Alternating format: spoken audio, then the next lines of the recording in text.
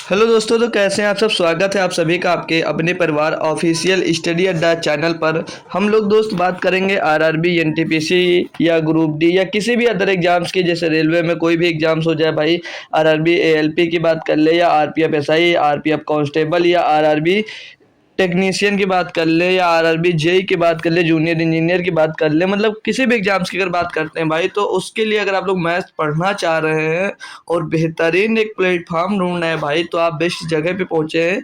क्योंकि यहाँ पर जो मैं एक्सप्रेस सीरीज के अंतर्गत आपको मैथ्स की क्लास करवा रहा हूँ डेली भाई, इसमें चैप्टर वाइज क्लास भी होती है और आज प्रैक्टिस सेट का टर्म है, तो आज प्रैक्टिस सेट भी हम सॉल्व करने वाले हैं। तो प्रैक्टिस सेट का जो टर्म होता है वो 2 दिन होता है, और जो चैप्टर वाइज मैं क्लास करवाता हूँ भाई, वो मंडे टू फ्राइडे होता है। मंडे टू फ्राइडे इसमें आपको चैप्टर वाइज क्लासेस देखने को मिलती हैं सप्ताह में, मतलब डेली हम क्लास चलाते हैं। छुट्टी हालांकि नहीं करते हैं, क्योंकि भाई पढ़ना है तो छुट्टी किस बात की, क्योंकि स्टूडेंट लाइफ में कभी छुट्टी नहीं बनानी चाहिए भाई। और बाकी बच रहे भाई 2 दिन, जो सैटरडे संडे। जैसे आज सैटरडे है तो आज हम लोग भाई क्या सॉल्व करने वाले हैं, प्रैक्टिस सेट। तो सैटरडे संडे प्रैक्टिस सेट, और मंडे टू फ्राइडे हम लोग भाई चैप्टर वाइज क्लास करते हैं।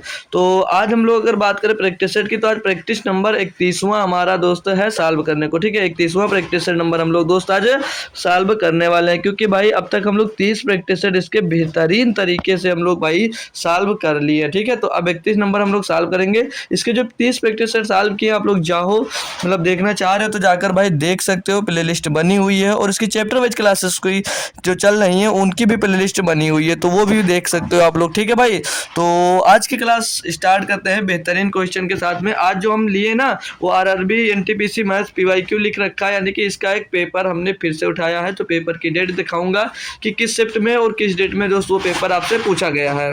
तो जो लोग भी भाई बहन जुड़ गए हो, एक बार क्लास को शेयर और लाइक जरूर कर दीजिएगा, ताकि जो बच्चे अभी तक नहीं जुड़ पाए हमसे वो आकर जुड़ जाएं और क्लास का भरपूर फ़ायदा उठा पाएँ। ठीक है भाई, तो सेशन को लाइक और शेयर करने के साथ साथ हम लोग अपना सेशन करते हैं स्टार्ट। तो ये रहा आपका पहला क्वेश्चन, और यहीं पर लिखा मिल जाएगा आपका कि किस डेट का पेपर है। तो ये आरआरबी एनटीपीसी सीबीटी 1 का पेपर है, 5/1/2021 का फर्स्ट शिफ्ट दोस्त हम लोग आज सॉल्व करने वाले हैं, जिसमें लगभग 35 क्वेश्चन मैथ के और डीआई के मिलाकर दिए गए। तो सारे के सारे हम लोग दोस्त सॉल्व करेंगे। तो पहला ही बेहतरीन सा क्वेश्चन है, तो स्टार्ट करते हैं सॉल्व करना। जो बच्चे जुड़े हुए हो वो लोग आंसर देना भी स्टार्ट कर सकते हो आप लोग भाई। तो क्वेश्चन पढ़ते हैं और सॉल्व करना स्टार्ट करते हैं। लेकिन हो सकता है पूरा पेपर अगर सॉल्व कर पाएंगे तो आज ही हम लोग सॉल्व कर लेंगे। ठीक है ना भाई। तो जैसे ये दिया गया है क्वेश्चन नंबर 1, इसमें बोलेगा कि साइन 45 प्लस ए माइनस कॉस 45 डिग्री माइनस ए बराबर क्वेश्चन मार्क दिया। तो क्वेश्चन मार्क इस मतलब इसको साइन 45 डिग्री प्लस ए में से कॉस 45 डिग्री माइनस ए घटाना है इसमें से, तो कितना बचेगा ये आपसे पूछा जा रहा है। तो नॉर्मली इसके लिए आप लोग वैल्यूज़ को डायरेक्ट रख कर भी कर सकते हो, लेकिन वो ज़्यादा जाएगा। तो अगर आपको छोटे मोटे कुछ फार्मूलेज याद हैं भाई, तो वहाँ से भी इनको बहुत आसानी से किया जा सकता है भाई। तो कैसे अगर किया जा सकता है उस पर ध्यान दें हम लोग भाई। तो देखिएगा आप लोग, एक फार्मूला हम लोग ने पढ़ा है कि नहीं पढ़ा है, साइन ए प्लस बी का आप लोगों ने फार्मूला पढ़ा भाई या नहीं पढ़ा है। किसका फार्मूला भाई, साइन ए प्लस बी का। तो साइन ए प्लस बी का अगर आप लोगों ने फार्मूला पढ़ा तो मेरे साथ चाहो तो कमेंट बॉक्स में भी रिपीट कर सकते हो, या तो भाई मन में तो आप लोग पढ़ ही सकते हो, कह ही सकते हो, है ना भाई। तो साइन ए प्लस बी का मैं फार्मूला अगर यहाँ पर लिखता हूँ तो क्या होता है, साइन ए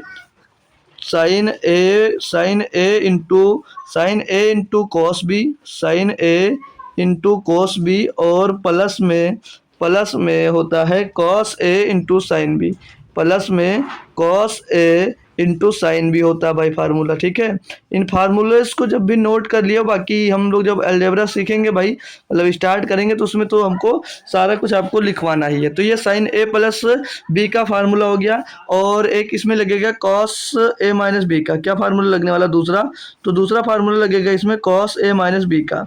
जो दूसरा फार्मूला है वो लगने वाला है इसमें कॉस ए माइनस बी का फार्मूला भाई लगने वाला है। तो कॉस ए माइनस बी का फार्मूला क्या होता है, कॉस ए माइनस बी का फार्मूला होता है cos A into cos B, cos A into cos B plus plus sine A into sine B plus sine A into sine B, ये होता भैया इसका, ये इंटू बी गुणे ही समझ लीजिए ना, इंटू जो मैं बोल रहा हूँ, और बाकी ये sine B, sine A into sine B हो जाएगा। ये हो जाएगा आपके कॉस ए माइनस बी का फार्मूला हो जाएगा, जो इन पर यूज होने वाला है। ठीक है, जो इन पर यूज होने वाला है। तो अब हम साइन ए प्लस बी का फार्मूला अगर यहाँ पर यूज करते हैं, पुट करेंगे, तो ये वैल्यूज क्या मिल जाएंगे यहाँ से मेरे दोस्त, क्या लिख के मिल जाएगा, ये साइन ए प्लस बी जब यहाँ पर पुट करते हैं तो साइन कितना 45 डिग्री है। क्या भैया साइन 45 डिग्री है भैया, साइन कितना भाई, साइन 45 डिग्री है। अच्छे से बन जा भाई, साइन 45 डिग्री बन रहा है यहाँ पर भाई, साइन 45, अरे भाई साइन 45 डिग्री। ठीक है भाई, ये आपका साइन 45 डिग्री साइन ए हो गया। साइन ए के बाद क्या लिखना भैया, कॉस बी, नहीं कॉस, हाँ sign A into cos B. ठीक है भाई, ये हो गया। और प्लस में कॉस ए कितना भैया 45 डिग्री, तो कॉस 45 डिग्री फिर से हो जाएगा यहाँ पर, कॉस 45 डिग्री। ठीक है, जगह थोड़े कम है इसीलिए थोड़ा एडजस्ट कर कर लिख रहा हूँ भाई। तो ये कॉस 45 डिग्री बन जाएगा, और उसके साथ में साइन बी है, तो एज साइन बी हम लोग भाई यहाँ पर लिख लेंगे। क्या लिख लेंगे भैया, साइन बी हम लोग भाई लिख लेंगे। लेकिन एक मिनट देखो, हम लोग ये फार्मूला ही डायरेक्ट पुट करते जा रहे हैं। यहाँ पर साइन ए कितना 45 है, और साइन बी की जगह पर ए पुट किया गया। ठीक है, तो साइन बी की जगह पर हम लोग ए करने वाले। ठीक है, तो यहाँ से जो हमने यहाँ पर ये वाला लिखा भाई कॉस बी, तो ये कॉस ए हो जाएगा ना, क्योंकि कॉस बी की जगह पे जो क्वेश्चन में वो ए दिया गया भाई, तो ये ए हो जाएगा, कॉस ए हो जाएगा। और इधर जो लास्ट में हमने लिखा कॉस 45, तो कॉस ए का मान 45 और बी का मान क्या ए है, तो बी की जगह पे कॉस साइन ए हो जाएगा। कितना हो जाएगा, साइन ए हो जाएगा। तो थोड़ा बहुत जो है भाई उसको ध्यान रखना, अभी तो हम फार्मूले से ही लिख दे रहे थे। ठीक है, तो ये साइन हो जाएगा। अब दूसरा formula cos A minus cos B जब हम लोग पुट करते हैं, तो कॉस ए कितना 45 डिग्री, कॉस ए जो है वो कितना भैया, कॉस ए आपका है 45 डिग्री भाई, कॉस ए 45 डिग्री है। फिर कॉस बी, और बी का मान क्या है, ए है, तो कॉस ए हो जाएगा भाई, कितना हो जाएगा, कॉस ए हो जाएगा इधर। और प्लस में फिर से क्या बन जा, प्लस भैया प्लस। ठीक है, और फिर प्लस में क्या दिया है, sine A into cos B, तो साइन यहाँ पर कितने का बन रहा है, 45 डिग्री का। साइन कितने का बन जाएगा, 45 डिग्री का बन जाएगा भैया। क्वेश्चन बेहतरीन है, लिखने में थोड़ा टाइम लग रहा है, हालांकि आप लोगों को समझ में बहुत बेहतरीन से आ रहा होगा। तो साइन 45 इंटू साइन बी की जगह पे बी का मान ए, तो साइन ए हो जाएगा। कितना हो जाएगा भाई, साइन ए हो जाएगा। अब इसमें करना क्या था, इनको क्या बोल रहा है ये, कि भैया इनके बीच का डिफरेंस यानी कि घटा रहा है, इन दोनों को घटाना है। तो इन दोनों को घटाओगे भैया, तो सीधे सीधे देख रहे हो भाई ये कट रहे हैं आपस में, मतलब पूरा घटकर जीरो बच रहा है, नहीं बच रहा। काश 45 कॉस ए से भैया ये दोनों जा रहे हैं, ये चला जाएगा, और साइन 45 साइन ए से इधर दोनों चला जाएगा भाई। तो इन दोनों का अंतर जो आएगा वो कितना बचेगा भैया, अंतर जीरो ही तो बचने वाला भाई। कितना अंतर बचेगा, जीरो बचेगा भैया या नहीं बचेगा, आप लोग खुद से बताएंगे भाई कि इनका वैल्यू क्या आ रही है, जीरो ही तो आएगी, जी सर आएगी। ये फार्मूले हुए, और इनके कुछ फार्मूले और हो जाते हैं, जैसे अगर हम उनको भी नोट करवा दें आपको इसी समय, तो साइन ए प्लस बी सीख लेता, साइन ए माइनस बी का formula, sine A minus B का फार्मूला क्या होता है, साइन ए माइनस बी का फार्मूला क्या होगा, तो साइन ए माइनस बी का फार्मूला होता है साइन ए, साइन ये एक्स्ट्रा लिखा रहा हूँ, ठीक है भाई। तो sine A into cos B, sine A into cos B minus cos A into sine B, ठीक है भाई। ये एक्स्ट्रा है आपके लिए भाई, इनको चाहो तो नोट कर कर रख लीजिएगा। और इसमें cos A minus B use किया था, तो कॉस ए प्लस बी का फार्मूला क्या होगा, कॉस ए प्लस बी का फार्मूला क्या होगा भाई। लास्ट तक रुकिएगा, प्रैक्टिस सेट एकदम बहुत ही बेहतरीन और नंबर 1 का प्रैक्टिस सेट दोस्त आज हमने लिया। बहुत मस्त मस्त क्वेश्चन इसमें दिए गए, ठीक है, कि मजा आ जाएगा आपको। तो कॉस ए प्लस बी का formula cos A into cos B, cos A into cos B minus sine A into sine B, minus sine A into sine B, ठीक है भाई, साइन बी। ये एक्स्ट्रा कुछ फार्मूले हैं, तो ये 4 फार्मूले हमने लिखा है भाई, एक ये और ये। तो इन 4 फार्मूलों को आप लोग रट लीजिएगा, काफ़ी इनका यूज होगा अलजेब्रा में, ठीक है भाई। तो होप करूंगा सभी बच्चों को ये बात समझ में आ गई होगी, ठीक है। तो क्वेश्चन करवाना ही नहीं होता, किस कारण से, उसका तर्क क्या होता है, ये सब देना आपको ज़रूरी होता है, ठीक है भाई। तो ये रहा आपका अगला क्वेश्चन भाई, क्वेश्चन नंबर 2। ये भी बेहतरीन सा क्वेश्चन है। इसमें जैसे बोला गया है कि निम्नलिखित में से कौन एक परमेय संख्या नहीं है। परमेय संख्या यानी कि रेशनल नंबर भाई, बहुत ही बेहतरीन और कॉन्सेप्चुअल, बहुत अच्छी तरीके से आपको मैंने नंबर सिस्टम में आपको पढ़ा रखा भाई, और जीडी में भी पढ़ाया है, और यहाँ आरआरबी एनटीपीसी की जो चैप्टर वाइज क्लास चल रही है उसमें भी आपको भाई कराया गया है। तो चलिए इनको हम देखते हैं कैसे सॉल्व कर सकते हैं भाई। तो इनको इजी करते हैं, मेरे भाई।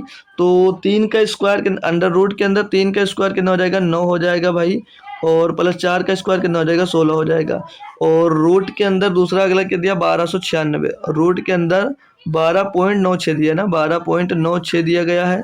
और अगला रूट के अंदर 125 जो लिखा हुआ है, हम लोग इसको 25 गुणे 5 नहीं लिख सकते हैं, बिल्कुल सर जी लिख सकते हो आप, बिल्कुल आप लिख सकते हो। और जो 900 दिया गया तो 900 का जी 900 लिख लीजिएगा, क्योंकि ये परफेक्ट स्क्वायर बन सकता है यहाँ से, ठीक है भाई।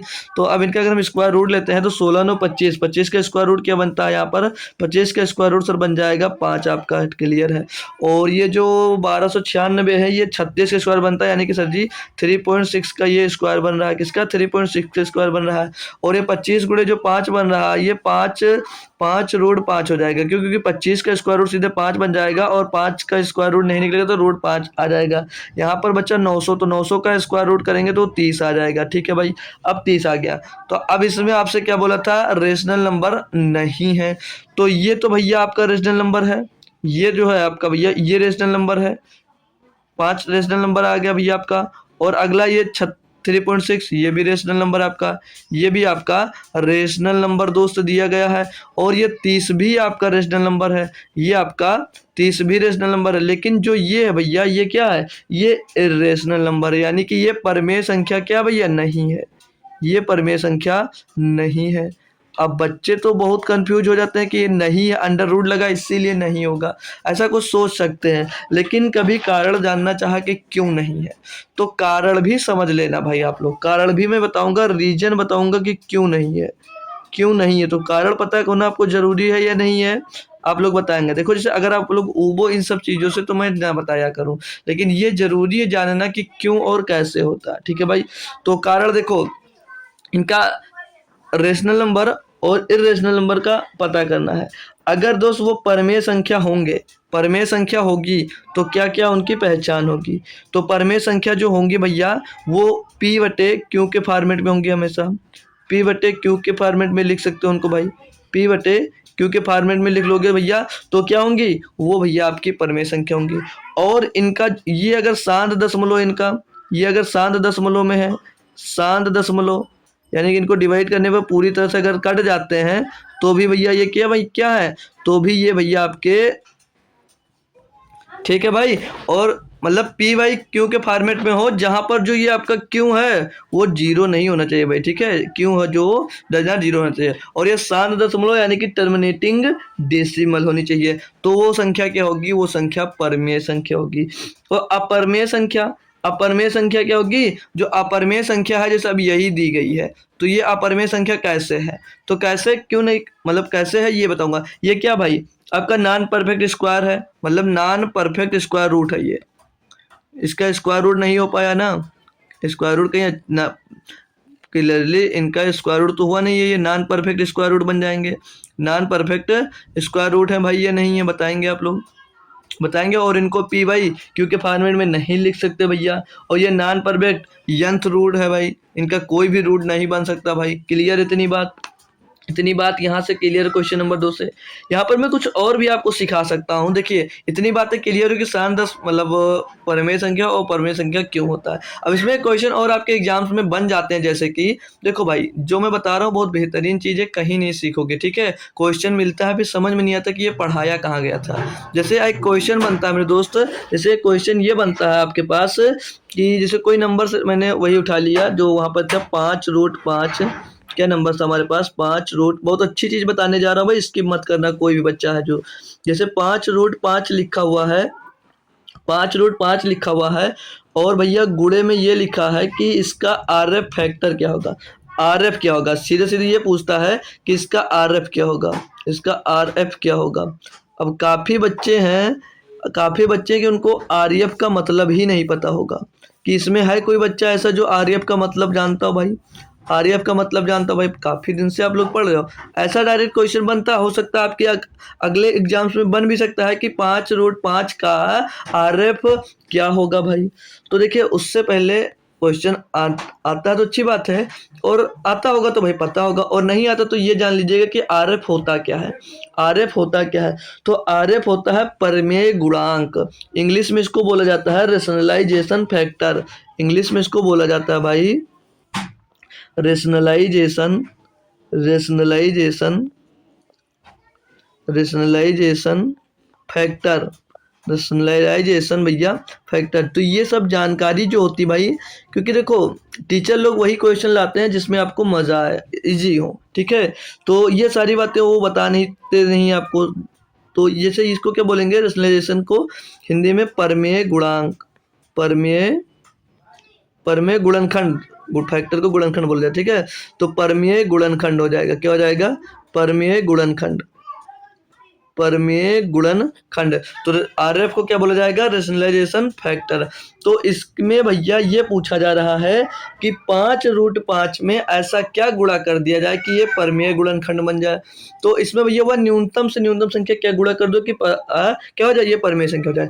तो भैया ये इसमें फंस क्या रहा भैया, √5 ही फंस रहा है, यानी कि √5 को ही हमको यहाँ से रिमूव करना है। तो छोटी से छोटी निम्न से निम्न संख्या का गुणा ही कर सकते हो आप लोग। तो छोटी छोटी संख्या यही होगी √5 का, अगर हम लोग इसमें गुणा कर देते हैं तो √5 का √5 से गुणा होगा तो 5 बन जाएगा, 5 × 5 25 हो जाएगा। तो जो 25 होगा वो परफेक्ट स्क्वायर भी बन जाएगा, और वो भैया आरएफ यानी कि परमेय गुणनखंड भी हो जाएगा भाई। परमेय इसका गुणनखंड पूछा गया क्या या √5 हो जाएगा भाई, ठीक है, कि ये संख्या परमेय हो जाएगी। कोई दिक्कत कोई प्रश्न नहीं। अगर देखो इसमें हमेशा निम्न संख्या से ही गुणा किया जाएगा। जैसे अब मैं दूसरा नंबर आपको यहीं पर अगर लेकर दिखा दूं कि जैसे लिखा हुआ है कि √48 का परमेय गुणनखंड बताइए, रेशनलाइजेशन फैक्टर बताइए, आरएफ फैक्टर बताइएगा। तो √48 का परमेय गुणनखंड बताओ भाई। जो जुड़े हुए हो एक बार कोशिश जरूर करो भाई, ठीक है, कोशिश करो। इसीलिए मैं प्रैक्टिस करवाता हूँ भाई, कि आपको पता चल सके कि आपको अभी तक आता कितना है, आप लोग अभी तक सीखे कितना हो, ठीक है। इसका गुणनखंड क्या होगा, तो अब आप लोग कुछ भी गुणा करोगे, कुछ भी नहीं करना है, हमने क्या बताया, निम्न से निम्न संख्या गुणा करना है। तो अब 48 है तो 48 का सीधे नहीं गुणा करवा देंगे, उसमें हम लोग इसको गुणनखंड करके देख सकते हैं कि कुछ रूट से बाहर आ रहा है। तो अगर आप लोग इसका स्क्वायर रूट अगर मतलब इसका गुणनखंड करते हो तो क्या 8 × 48 करोगे, तो इसमें से कुछ आपका मिल नहीं रहा तो काहे का गुणा करोगे। लेकिन अगर इसको हटाकर आप लोग जो 48 है इसका भैया 16√3 अगर कर देते हैं भाई, तो 4 का जो स्क्वायर रूट बाहर नहीं, 16 है जो उसका स्क्वायर रूट बाहर आ सकता है, नहीं आ सकता, जी सर आएगा। तो बाहर आकर क्या बन जाएगा, 4√3 बन जाएगा, जी सर बन जाएगा। तो अब इसमें से इसके लिए परमेय बनने में क्या बाधा बनना रहा भैया, √3 बना रहा है। यानी कि अगर इसमें हम लोग किसका गुणा कर दें, √3 का गुणा कर दें भैया, तो परमेय संख्या हो जाएगी, और यही आपका क्या बन जाएगा, यही आपका आरएफ बन जाएगा। आरएफ यानी कि परमेय गुणनखंड हो जाएगा क्या, √3। बात क्लियर है भाई, बात क्लियर है, यही आपका आरएफ हो गया। बताएंगे भाई क्वेश्चन सीखा, ये बातें आज तक आपने सीखी थी या नहीं सीखी थी, सीरियसली भाई सही बताना कि अब तक आपने ये सीखा था या नहीं सीखा था। बाकी सीखा है हमसे तो अच्छी बात है, पहले से जानते थे बहुत अच्छी बात है, ठीक है भाई, क्योंकि ये छोटी छोटी चीज़ें आपको आनी चाहिए थी, ठीक है भाई। तो चलिएगा अब करवाता हूँ मैं नेक्स्ट क्वेश्चन। काफ़ी टाइम आपका ले लिया इन तीनों क्वेश्चन में, लेकिन मैं सोचता हूँ भाई काफ़ी कुछ समझ में आया होगा, और इस क्वेश्चन की भी मैं चीर-फाड़ करने वाला हूँ, इसमें भी आपको भाई बहुत कुछ सीखने को मिल जाएगा भाई, ठीक है।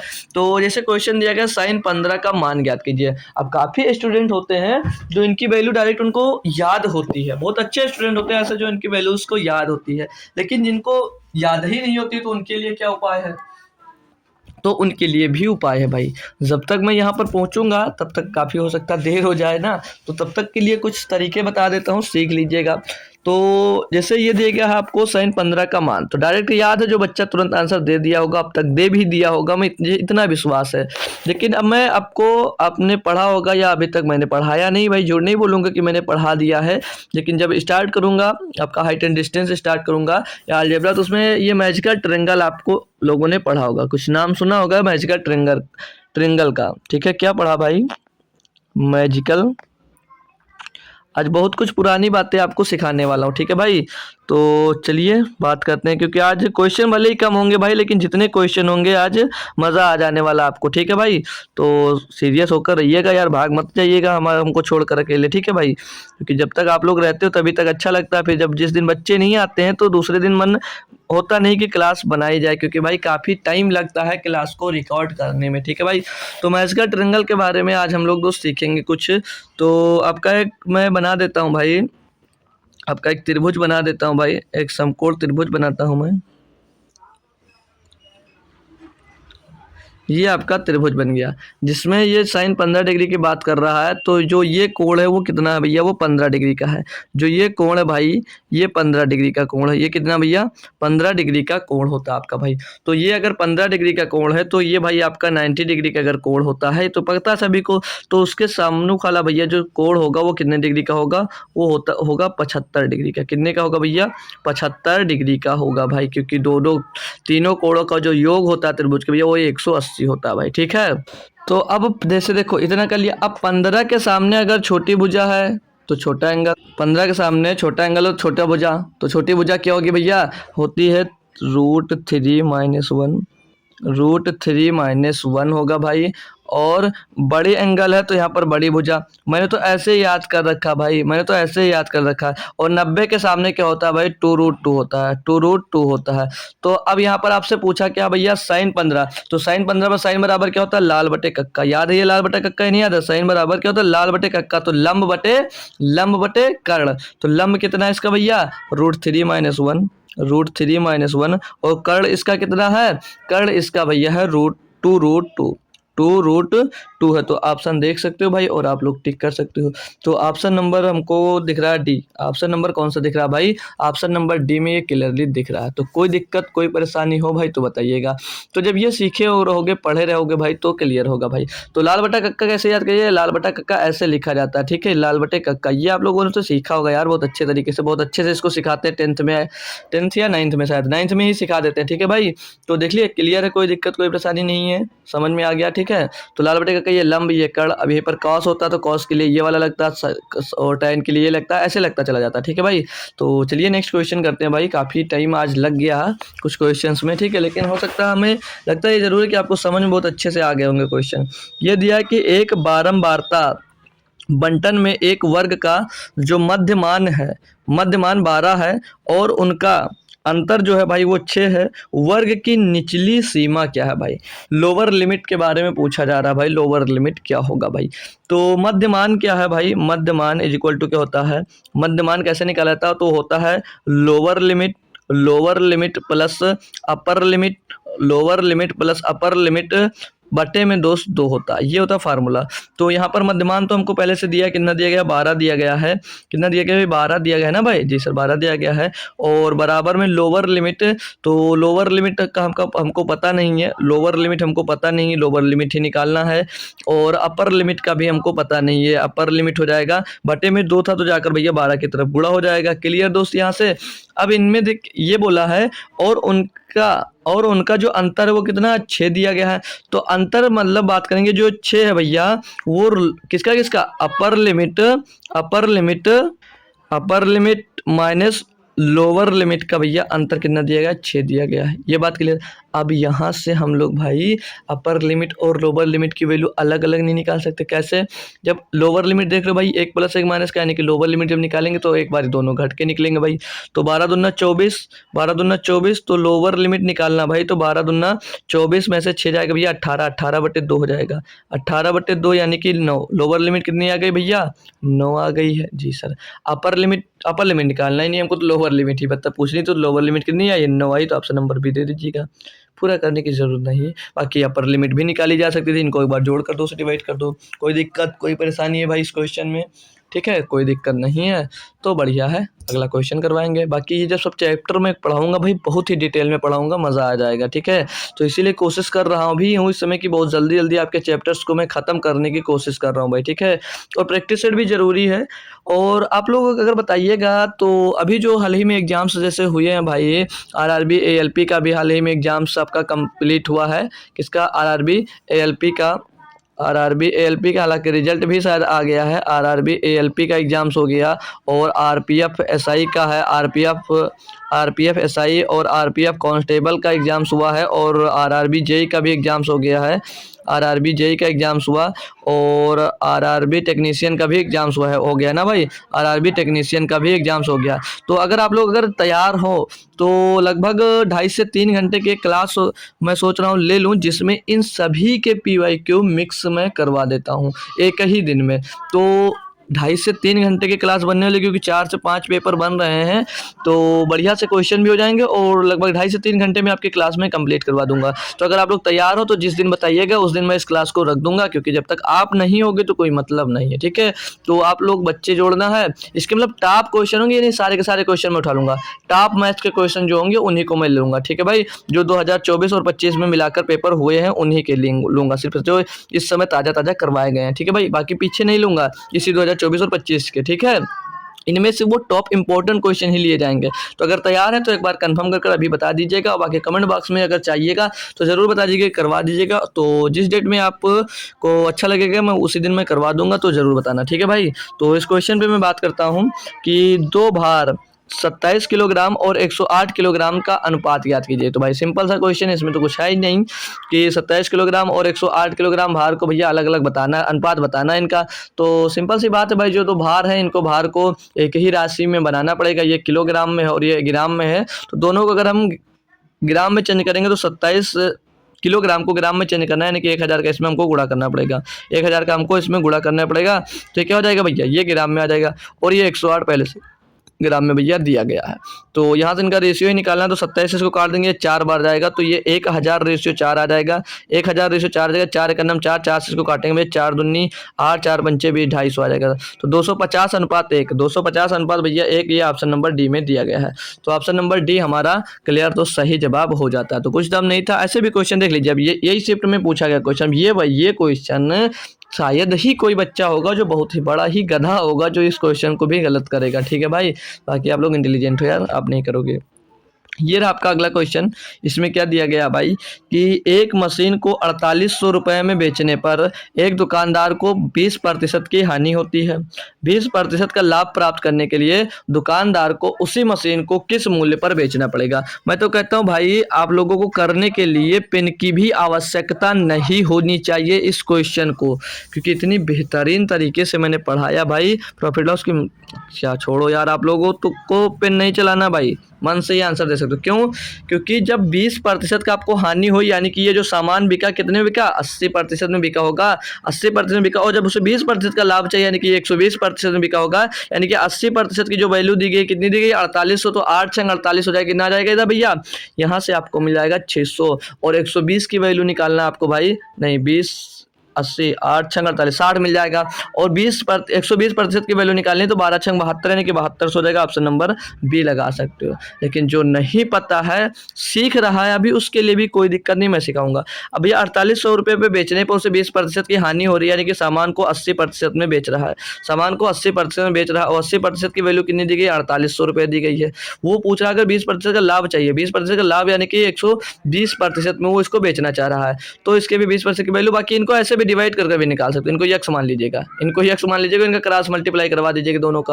तो यहाँ से क्या बन जाएगा भाई, तो 40 दूना 120, 40 तियां 80 और 40 तियां 120, 2 से काटेंगे 24 बार जाएगा, 2400 हो जाएगा। तो x बराबर क्या हो जाएगा 24 × 3 यानी कि 7200 आ जाएगा। 7200 रुपये का भैया बेचेगा, तब उसको 20% का लाभ होगा। ऑप्शन नंबर बी हो गया क्वेश्चन भाई। अब इस टाइप के क्वेश्चन देखो आपके समय बचाने के लिए आते हैं, जो इस टाइप के क्वेश्चन आते हैं ये आपके समय बचाने के लिए आते हैं। तो समय अगर आपको कवर करना है अच्छी तरीके से, तो इस टाइप के क्वेश्चंस में टाइम भी अगर दे रहे हो तो भाई बिल्कुल गलत है, ठीक है। अब ये रहा अगला क्वेश्चन आपका। अब देखो कितना प्यारा क्वेश्चन दिया है, बोला यदि x² - 4x + 1 = 0 है तो x² + 1/x² का मान ज्ञात कीजिए। अब यहाँ से देख कर आपको कुछ लग रहा है कि ये कुछ जाना जाना पहचाना लग रहा है कि जैसे x² + 1/x² की वैल्यू बताना है, लेकिन यहाँ पर अगर वैल्यू दी गई होती x + 1/x के साथ अगर वैल्यू दी गई है तो मैं इसका डायरेक्ट p² - 2 से निकाल देता। तो नहीं दी गई तो इसको क्या बना नहीं सकते हैं सर जी, बना सकते, कैसे बना सकते हैं, बिल्कुल भाई ये पूरी समीकरण को सभी में x से डिवाइड कर दीजिए। अगर मैं x का डिवाइड करता हूँ x² में तो क्या बचेगा, x बचेगा। और 4 में भैया अगर हम लोग x का डिवाइड कर देंगे तो सिर्फ यहाँ x कट जाएगा, 4 बच जाएगा, और यहाँ पर 1 को x से डिवाइड करेंगे तो 1/x बच जाएगा, और इक्वल टू में 0 दिया गया है। तो ये x और प्लस 1/x, और ये 4 उधर भेज देंगे, माइनस का उधर जाकर प्लस हो जाएगा। तो x प्लस 1/x का मान 4 मिल गया, जिसे तो यहाँ की इसकी वैल्यू नहीं निकाल सकते। इसकी वैल्यू निकालने के लिए क्या फार्मूला पढ़ा है, क्या पढ़ा भैया, पी स्क्वायर माइनस 2 पढ़ा या नहीं पढ़ा जी सर। तो 4 का स्क्वायर 16 सर जी, माइनस 2 बराबर कितना 14 आ गया। 14 आपका आंसर हो गया, option number B. Option number B आपका सही जवाब हो जाएगा। तो जब तक आपकी सोचने की क्षमता नहीं बढ़ेगी, जब तक आप लोग क्वेश्चन में स्पीड नहीं ला सकते और क्वेश्चन का तरीका नहीं सीख सकते भाई पढ़ने का। क्लियर है? होप करूंगा क्वेश्चन में मज़ा आ रहे हैं या नहीं आ रही है, तो कमेंट में ही बता सकते हो भाई आपको अच्छा लग रहा है या नहीं लग रहा। ठीक है भाई, क्योंकि मैं क्वेश्चन सॉल्व करने का बेहतरीन से बेहतरीन तरीका ढूंढता हूँ भाई, और बेहतरीन से बेहतरीन कोशिश करता हूँ कि आपको सारे के सारे क्वेश्चन मैं आप तक क्लियरली पहुंचा पाऊँ। ठीक है भाई, तो होप करूंगा बात समझ में आ गई होगी। तो नेक्स्ट क्वेश्चन में आपको लेके चलता हूँ। ये 8 नंबर क्वेश्चन है, सीखने लायक क्वेश्चन है।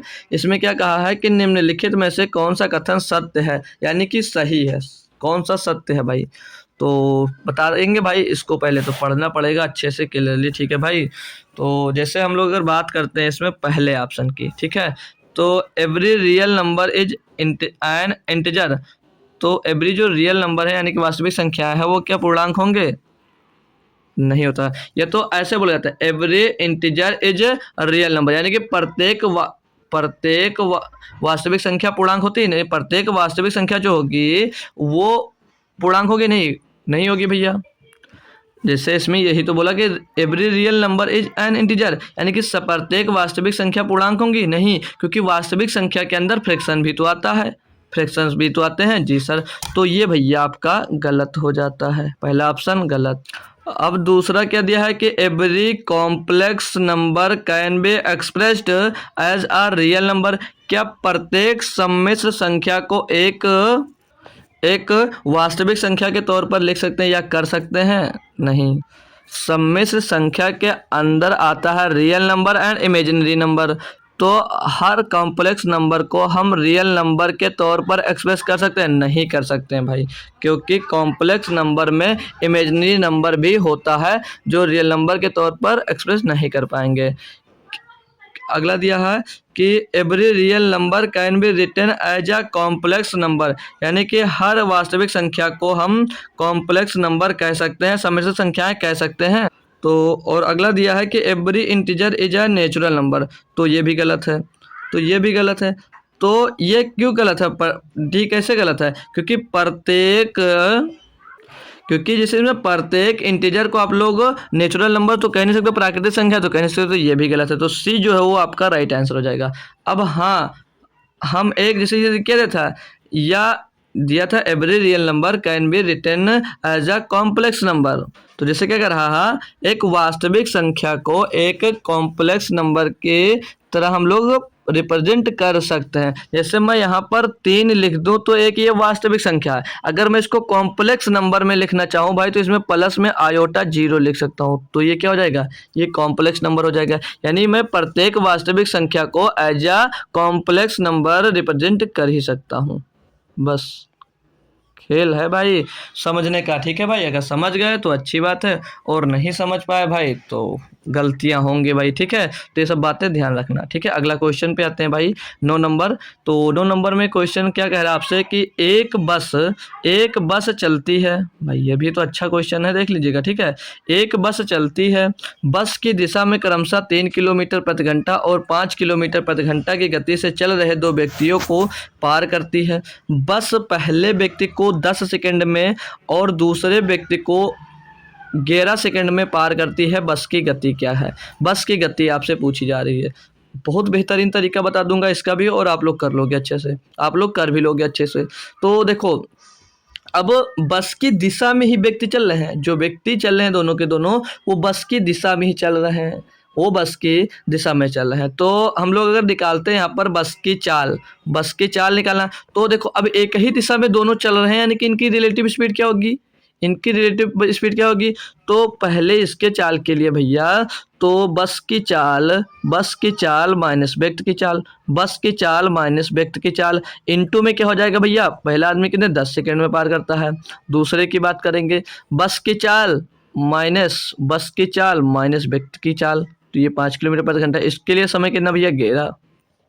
तो अब इनको सॉल्व करेंगे तो एस बी माइनस 3 अपान में मतलब बस की चाल माइनस व्यक्ति की चाल इज इक्वल टू क्या आ जाएगा? 11/10 आ जाएगा। क्या आ जाएगा भैया? यहाँ से 11/10 आ जाएगा। अब इनको सॉल्व करिए और यहाँ से बस की चाल निकाल सकते हैं। तो इनका क्रॉस मल्टीप्लाई कराएंगे तो यहाँ पे 10 एस बी हो जाएगा माइनस 30 हो जाएगा और बराबर में 11 एस बी बराबर माइनस 11 × 55 हो जाएगा। क्लियर भाई? तो 10 एस बी को इधर लाएंगे तो 1 एस बी यानी कि एस बी बचेगा बस की चाल और बराबर इस 55 को 30 की तरफ लाएंगे तो 55 माइनस 30 यानी कि कितना बच जाएगा भैया? यहाँ से 25 बच जाएगा और ये 25 आपकी बस की चाल आ जाएगी 25 किलोमीटर प्रति घंटा, जो कि ऑप्शन नंबर भाई ए में हमको दिया गया था। क्लियर दोस्त? कोई दिक्कत किसी भी प्रकार की समस्या हुई हो तो तुरंत क्लियर कर सकते हो आप लोग भाई। होप करूंगा समस्या ही नहीं हुई होगी आप लोगों को। ठीक है भाई? तो ये रहा नेक्स्ट क्वेश्चन और ये तो बहुत ही आसान सा क्वेश्चन दे दिया गया है। आपको बोला जा रहा है कि संख्या 3.03 और 2.05 के योग का अंतर, योग और अंतर, योग की बात कर रहा है और अंतर को जोड़ने पर प्राप्त मान क्या होगा भाई? तो इसको देखकर भी अगर कोई मूर्ख ही होगा जो गलती कर देगा। एक बार इनको जोड़ना है और फिर एक बार इनको घटाना है, जो आएगा उनको जोड़ना है, फिर जोड़ने के बाद आंसर देना है। तो अब भाई इनको एक बार जोड़कर और घटाकर जोड़ोगे भाई तो कभी 0.60 तो आ नहीं सकता है, पॉइंट में आंसर नहीं आएगा क्योंकि ज़्यादा ही आएगा। और ये देखो भाई इतना ज़्यादा दे दिया, 60 दे दिया भाई, 60 तो कभी नहीं हो सकता क्योंकि 3 और 2 5 ही हो रहा है, यानी कि ये भी आंसर नहीं हो सकता। अब यहाँ पर 600 दे दिया, अगर 600 आंसर लगाता तो सबसे बड़ा मूर्ख ही होने वाला, क्योंकि 600 आंसर कहाँ से हो सकता है जब 60 नहीं हो सकता तो 600 नहीं, तो ऑप्शन नंबर ये भी नहीं, तो ऑप्शन नंबर सी हो जाएगा। बिना कैलकुलेट किए आप लोग इसका आंसर देने वाले थे, लेकिन अगर नहीं मान रहे तो भाई कैलकुलेट भी कर सकते हो। ठीक है, कोई दिक्कत नहीं भाई, इनको कैलकुलेट करो। एक बार इनका जोड़ना है तो 5 3 8 0 और 3 2 5, ये आ जाएगा 5.08। घटाना है इनका भाई तो इधर से 80 लेंगे, यहाँ पर कितना जाएगा 10, 10 में इधर जाएगा 13, 13 में 5 जाएगा भैया 8 बच जाएगा, 8 बच जाएगा यहाँ पर भाई। और यहाँ पर क्या बचेगा भाई? 9 बचेगा ना भाई, तो 9 का 9 लिख लेंगे हम लोग, 9 बच जाएगा यहाँ पर भाई। क्या बच जाएगा? 9 बच जाएगा। और यहाँ पर क्या बचा था? 2 बचा था ना, 2 में 2 गया 0, कुछ नहीं। अब ये 0.98 बचा, इनको जोड़ लेंगे 8 8 16 6 सिलाया 1 9 1 10 10 का 0 सिलाया 1 और 5 1 6, तो 6.06 आ जाएगा यहाँ से आंसर। ठीक है भाई, तो कोई दिक्कत कोई परेशानी नहीं है, आप लोग के लिए इसको कर सकते थे, इसमें कोई दम नहीं था क्वेश्चन, बट समझ में आया। ये हमारी कहना है, हमारा मोटिव होता है यही कि हर एक क्वेश्चन को आप तक मैं बहुत अच्छे से पहुंचा सकूं। यह 11 नंबर क्वेश्चन, इसमें क्या दिया है कि किसी राशि पर 10% की दर से 2 वर्ष वार्षिक चक्रवृद्धि ब्याज की बात कर रहा है। 2 वर्ष वार्षिक चक्रवृद्धि ब्याज के चक्रवृद्धि ब्याज और साधारण ब्याज के बीच का जो अंतर है वो कितना? 50 रुपए है। तो राशि ज्ञात कीजिए। अब भाई अगर दर कितनी है? 10% की। दर कितनी भाई? 10% की है। तो अगर साधारण ब्याज पे होगा यानी कि एसआई कितना होगा? एसआई में कितना ब्याज मिलने वाला है इसको? 20%। एसआई में कितना ब्याज मिलता है भाई 2 साल का? 20%।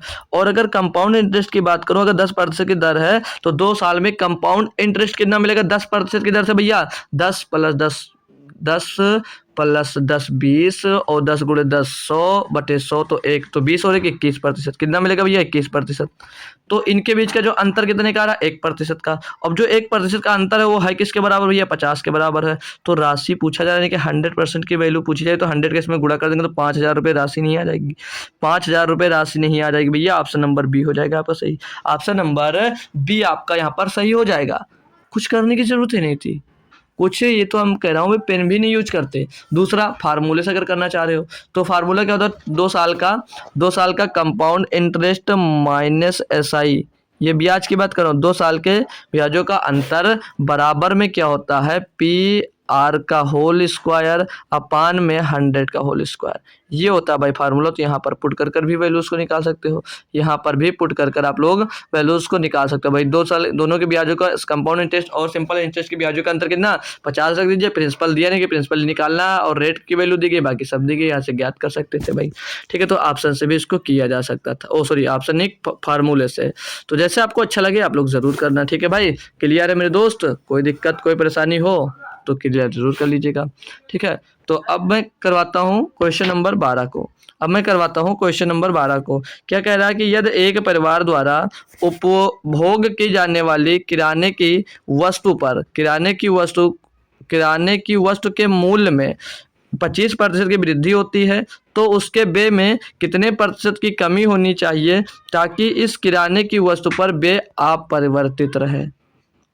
कि मतलब जैसे क्या बोला कि यदि एक परिवार द्वारा उपभोग की जाने वाली किराने की वस्तु के मूल्य में 25% की वृद्धि हो जाती है, तो वो ये बोला कि तो उसके व्यय में कितने प्रतिशत की कमी होनी चाहिए ताकि इस किराने की वस्तु पर व्यय अपरिवर्तित, मतलब जितना पैसा पहले खर्चा कर रहा था अब भी उतना ही पैसा दोस्तों वो खर्चा करना चाह रहा है।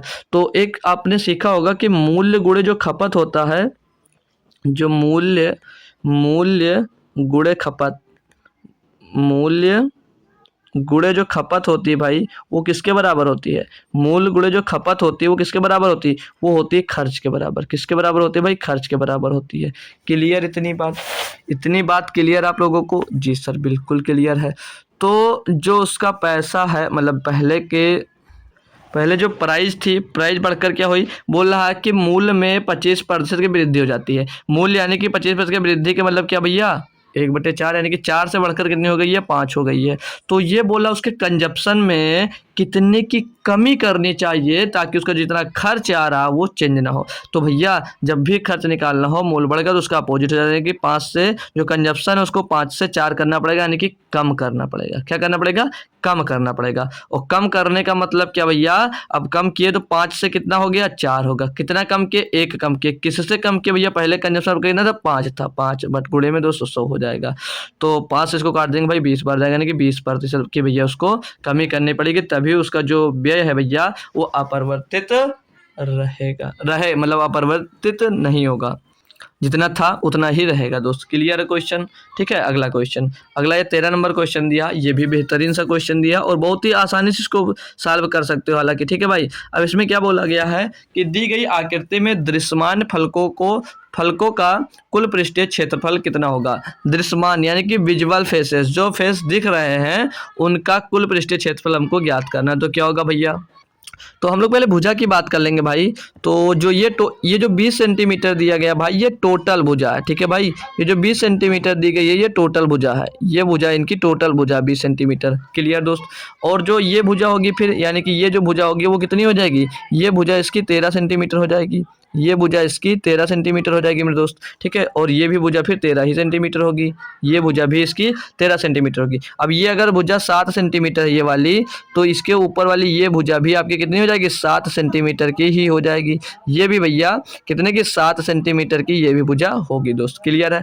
और ये भुजा कितनी है? अगर 5 सेंटीमीटर की है तो ये भी भुजा जो होगी, जो ये भुजा होगी भाई ये भी कितनी होगी? 5 सेंटीमीटर की होगी।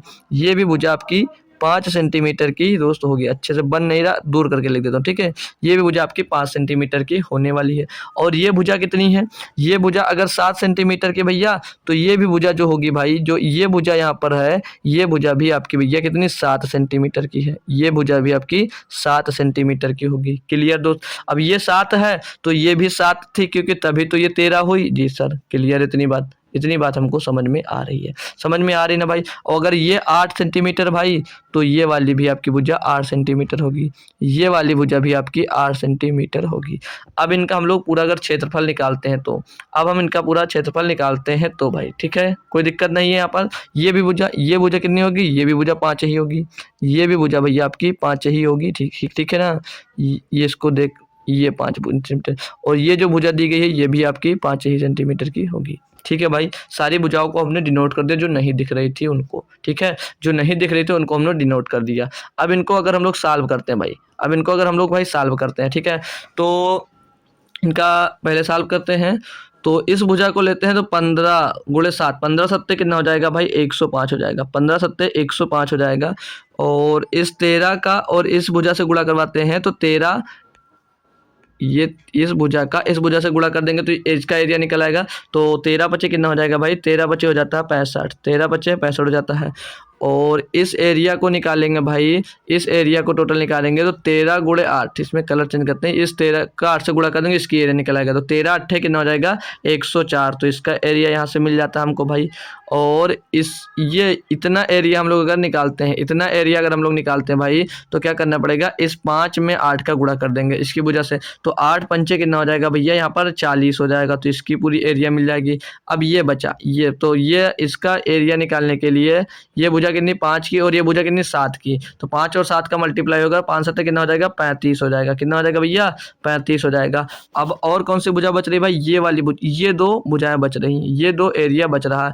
तो इस 7, ये ऊपर वाली 5 की है और ये वाली भुजा कितने की 7 की है, तो इनका आपस में गुणा हो जाएगा, इनका आपस में गुणा 7 बचे 35, तो यहाँ से कितनी एरिया मिल जाएगी 35। अब इनको काउंट कर लीजिएगा, यही आपका क्या हो जाएगा, यही इनका भैया पृष्ठीय कुल क्षेत्रफल हो जाएगा। ठीक है भाई, क्वेश्चन लाजवाब था। तो 5 5 10 4 14 और 5 19 और 5 24, 24 का 4 भाई, यूनिट डिजिट एक ही में 4 मिल रहा है, तो ऑप्शन नंबर ए इसका दोस्त सही जवाब हो जाएगा। ठीक है भाई, पूरा कैलकुलेट करना चाहोगे तो आप लोग कर सकते हो। ठीक है, बहुत बेहतरीन और क्लियरली आपको समझा दिया गया क्वेश्चन। अब आपको समझ में आया या नहीं आया ये तो आप लोग बता सकते हो। ठीक है भाई, तो चलेंगे नेक्स्ट क्वेश्चन की ओर। ये रहा आपका अगला क्वेश्चन। इसमें क्या दिया गया है भाई कि एक हवाई जहाज 500 यात्रियों को ले जा रहा है, जिसमें से 45% पुरुष और 20% बच्चे हैं। न्यूनतम पदों में पुरुषों और महिलाओं और बच्चों की संख्या का अनुपात है। तो भाई सिर्फ और सिर्फ संख्या का अनुपात पूछा जा रहा है। तो पुरुष कितने हैं 45% हैं, यानी कि मेल कितने हैं, और फीमेल की बात कर लें और वॉइस की बात कर लें। ठीक है, यही तो बोला गया जी सर, चिल्ड्रेन की बात करा, सी लिख लो यार। ठीक है, तो मेल कितने हैं 45% हैं, और जो बच्चा है ना, बच्चा चिल्ड्रेन कितने 20% है, ये कितने 20% है। तो 45 और 20 65, अगर 65% ये 2 लोग हैं तो 35% भैया ऑब्वियस सी बात है कि फीमेल होंगी, यानी कि महिलाएं होंगी। तो इनका एग्जैक्ट बस रेशियो ही पूछा जा रहा, तो रेशियो निकालने में कोई दिक्कत नहीं भाई, इनका रेशियो हम लोग भाई आसानी से निकाल सकते हैं। ठीक है भाई, इतना तो सभी को पता है। तो 5 9 45 रेशियो, 5 7 35 और 5 चौक 20, तो 9 7 4 9 7 4 9 7 4 9 7 4, ऑप्शन नंबर भैया डी, ऑप्शन नंबर डी। बस नॉर्मली देख रहे हो क्वेश्चन कैसा बना हुआ है, अजीब सा रेशियो। देखो भाई 2 लाइन में आंसर आ गया भाई। अगर नहीं जानते हो तो आप लोग करते रहो करते रहो, कब तक करोगे पता नहीं। तो ये सब चीज़ें आपको नॉर्मली याद होनी चाहिए। ठीक है भाई, कोई दिक्कत हो तो आप लोग जरूर पूछ लीजिएगा। अब अगला क्वेश्चन पे आते हैं भाई। ये रहा आपका अगला क्वेश्चन। इसमें क्या दिया गया मेरे दोस्त, पढ़ेंगे हमारे साथ। बोला जा रहा है कि शकीला को एक मशीन के पुर्जे को 540 रुपये में बेचने पर 10% की हानि होती है। 10% का लाभ प्राप्त करने के लिए शकीला को उसी हिस्से को किस मूल्य पर बेचना चाहिए। अब देख रहे हो 10% की उसको हानि हुई, यानी कि 90% में बेचा होगा, और 10% का लाभ कमाना चाह रहा है, यानी कि वो इसको 110% में भैया बेचना चाह रही है।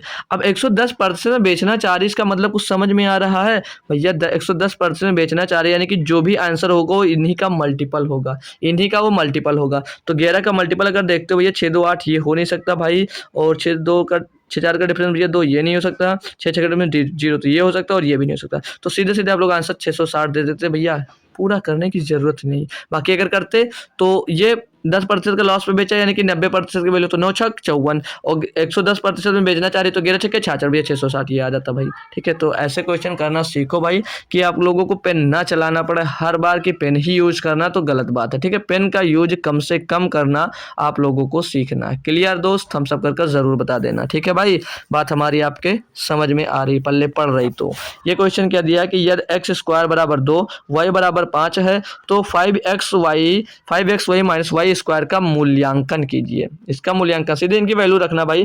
तो 5 गुणे 2 पंचे 10, सीधे सीधे हो जाएगा, ये 10 हो जाएगा, माइनस y स्क्वायर यानी कि 25 हो जाएगा। तो 50 माइनस 25 25 भाई। तो सिंपल सा सवाल पूछ लिया गया, इसमें क्या था भाई, option number A, option number A आपका सही जवाब हो जाता है। ठीक है भाई, क्लियर दोस्त। बताते चलो यार, क्लियर हो रहा कि नहीं, आज मज़े आ रहे हैं भाई कि नहीं आ रहे क्वेश्चन को देखकर। तो ऐसे ही क्वेश्चन आप लोगों से भी होंगे जब हमारा पूरा का पूरा सिलेबस कंप्लीट कर लोगे चैप्टर वाइज वाला, ठीक है भाई। बाकी अगर पढ़ना चाह रहे हो तो उनकी प्लेलिस्ट बनी हुई है, शुरुआत से देखो भाई, मज़ा आ जाएगा भाई, ठीक है। जितना भी वीक हो आप लोग, एक एक बात समझ में आएगी, धीरे धीरे तेज हो जाओगे यार। रिवीजन करो, पढ़ो, रिवीजन करो, पढ़ो, रिवीजन करो, प्रैक्टिस जितना करोगे उतनी अच्छी आपकी मैथ दोस्त होती चली जाएगी। अब ये क्या दिया भाई, एक सिंप्लीफिकेशन का क्वेश्चन भाई, तो इसको चलिए धो डालिएगा। इसमें क्या है भाई, और इसमें भी गलती कर देते हैं कुछ कुछ बच्चे भाई, तो वो बहुत बड़े गधे होते हैं, क्योंकि इसमें नॉर्मली जोड़ना घटाना भाग करना होता है, इसमें भी गलतियां होती हैं, ठीक है। तो इसमें भी बहुत सावधानी से किया करो ये भी क्वेश्चन, ठीक है। और आंसर भी मैच हो जाता है जब गलतियां होती हैं, ठीक है भाई। चलो इनको सॉल्व करते हैं भाई। तो 7 और 1 ये 5, 12 हो जाएगा भाई। 12 माइनस 2, 2 और अंदर कितना 7 और 9, 16, यानी कि 96 हो जाएगा। ये कितना हो जाएगा, 96 हो जाएगा भाई। और माइनस का 94 भागे 2, यानी कि यहाँ पर कितना मिल जाएगा, 47 मिल जाएगा। और प्लस में इसको सॉल्व करेंगे भाई तो 33 11 हो जाएगा। और 9 दूनी 18 हो जाएगा। और माइनस का ये 7 हो जाएगा। और बटे में इसके 11 डिवाइड में आ जाएगा, ठीक है भाई। तो यहाँ से ये 12 हो जाएगा। और माइनस का 96 दूना कितना होता है भैया, 96 दूना होता है 192, कितना होता है 192। और माइनस का ये 47 हो जाएगा। और यहाँ पर प्लस में कितना बचाएगा भैया, 18 में भैया 7 घट जाएगा, बचेगा आपके पास 11, 11 दूना 22, 22 को 11 से डिवाइड करो 2 आ जाएगा, ठीक है भाई। तो ये 12 2 14 हो जाएगा, 14 हो जाएगा। और माइनस का 192 जुड़ जाएगा, 7 2 9 और 9 4 13 3 सिलाए 1 और 1 1 2।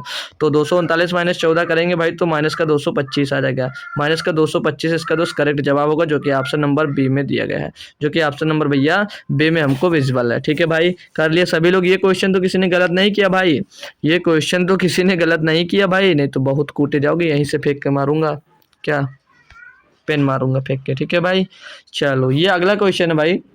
इसमें क्या दिया है कि मनोविज्ञान में उत्तीर्ण होने के लिए एक छात्र को 20% अंक चाहिए। मनोविज्ञान जो सब्जेक्ट है उसमें छात्र को उत्तीर्ण होने के लिए 20% अंक की जरूरत है। बोला जा रहा है कि उसने 10% अंक प्राप्त किए और 20 अंकों से अनुत्तीर्ण रहा।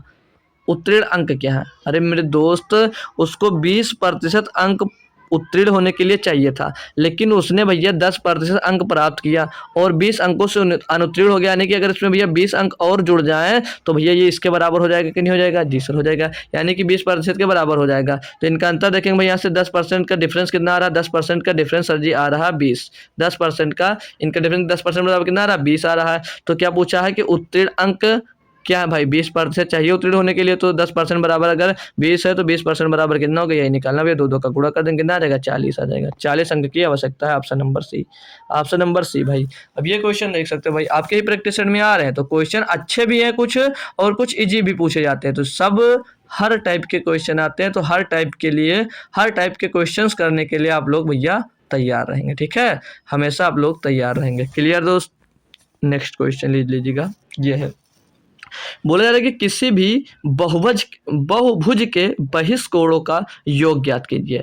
तो ये तो याद रखने वाली चीज है कि किसी भी बहुभुज के बहिष्कोणों का जो योग होता है वो हमेशा 360 डिग्री होता है। कितना है, 360 डिग्री होता है। अब यहीं पर अगर इनिशियल एंगल पूछ ले, यानी कि आंतरिक कोण की बात पूछ ले, तो उसके लिए फार्मूला क्या होता है भाई, उसके लिए फार्मूला होता है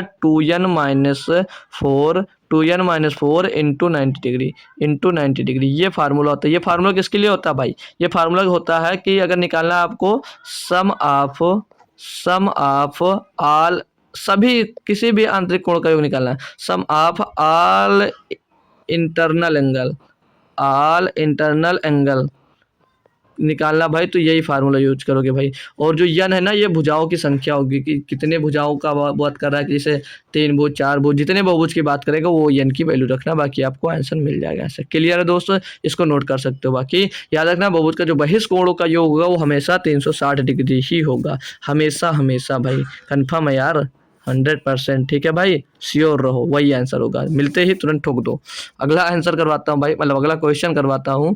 ये क्या दिया है, इसमें बोला जा रहा है मेरे लाल आपसे कि वह छोटी से छोटी संख्या कौन सी है जिससे 12, 21 और 35 से विभाजित करने पर समान शेषफल 6 प्राप्त होता है। अब ये देखो, करने का तरीका बहुत सारा है। अगर सिंपल सा तरीका मैं अपनाऊं तो 6 से फल प्राप्त होता है, यानी कि जो आंसर होगा उसमें 6 जुड़ा होगा तो 6 घटा कर लिख दीजिए। कितना आ जाएगा, ये 570 आ जाएगा।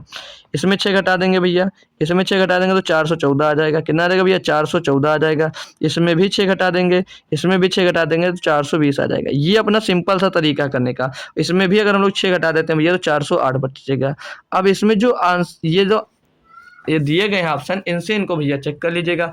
तो चेक करते हैं अगर हम, तो 35, देखो 35 से चेक करने का फायदा क्या, पहले कि लास्ट में 5 है और संख्या लास्ट में अगर 5 होती तो वही संख्या करेगी जिसके पीछे 0 या 5 होगा 5 से, यानी कि 35 का आप बात आई तो ऑप्शन नंबर डी नहीं हो सकता और ऑप्शन नंबर बी तो कभी नहीं हो सकता। अब ऑप्शन नंबर ए हो सकता है या सी हो सकता है। तो 35 का पहाड़ा नहीं आता है तो 21 से चेक कर लो इसको। तो 21 या 12 से करेंगे, 12 से इसको काटेंगे भैया तो 12 चौक 48 बचेगा, 9 हो जाएगा 90, तो 12 7 84 भैया 12 सही नहीं करा, तो यानी कि ऑप्शन नंबर सी भी नहीं होगा, ऑप्शन नंबर सी सही जवाब होगा। 12 से को काटेंगे भैया, 12 ते 36, 6 बचेगा 60, 12 पंचे 60, 12 से डिवाइड, 21 दूना 42, 35 दूना 70, 7 छंग पहले 35 से भी कटा, यानी कि जो आंसर होगा वो क्या होगा भैया 426 होगा। अब ये तो अपना हुआ ऑप्शन वाला यार। अब आप पूछोगे सर जी बेसिक से कैसे करेंगे, तो बेसिक से भी करने का, नंबर क्या याद करना है आपको, नंबर याद करना है हमको नहीं पता, तो क्या करोगे आप लोग, एलसीएम निकालोगे और इसमें के जोड़ोगे भैया कांस्टेंट, और इसमें प्लस क्या करना है आपको भैया आर, यानी कि रिमाइंडर प्लस करना, तभी तो वो नंबर मिलेगा जिसमें भैया, वो नंबर तभी मिलेगा भैया कि इन नंबर से विभाजित करने में। शेषफल 6 बच रहा है, यानी कि भैया आर इसमें जोड़ना पड़ेगा, रिमाइंडर जोड़ना पड़ेगा, ठीक है। तो 12, 21, 35 का एलसीएम निकाल लेंगे हम लोग पहले। तो 12, 35 और 21 का एलसीएम क्या हो जाएगा भैया, 7 कॉमन हो रहा है 21 में, तो 3 नहीं, 35 का 105 हो जाएगा भैया, 105, और 12 में 3 कॉमन हो रहा है, 4 नहीं कॉमन हो रहा, तो 105 चौके 420। कितना एलसीएम मिल गया भैया, इनका एलसीएम मिल गया 420, एलसीएम मिल गया भैया 420 और कांस्टेंट प्लस आर। अब इसमें हमको क्या करना होता है कि ऐसा कांस्टेंट रखना होता है, के की वैल्यू स्टार्ट कहाँ से होती है, के की वैल्यू स्टार्ट होती है 1 से, तो पहले हम के बराबर 1 रखते हैं, तो 1 रखेंगे तो कितना हो जाएगा भैया, ये 420 हो जाएगा। 420 एक का गुणा होकर मतलब प्लस का 6 हो जाएगा, कांस्टेंट आर का जो मान है कितना 6 यहीं पर रख देंगे, ठीक है भाई। रिमाइंडर कितना बच रहा था, 6 बच रहा था, तो 6 की वैल्यू यहाँ पर रख देंगे। अब इनको जोड़ेंगे 426 आ रहा। अब इनसे हम लोग डिवाइड करके चेक कर लेंगे, अगर शेषफल सभी से डिवाइड करेंगे 6 बच रहा तो यही आंसर है, अगर नहीं आंसर होगा तो के का मान 2 रखेंगे, 3, ऐसे कंटिन्यू करते चलेंगे जब तक आपके इनका आंसर नहीं आएगा। लेकिन हमको पता है कि 426 ये आंसर होगा, तो क्यों चेक करें हम, ठीक है भाई, क्लियर है।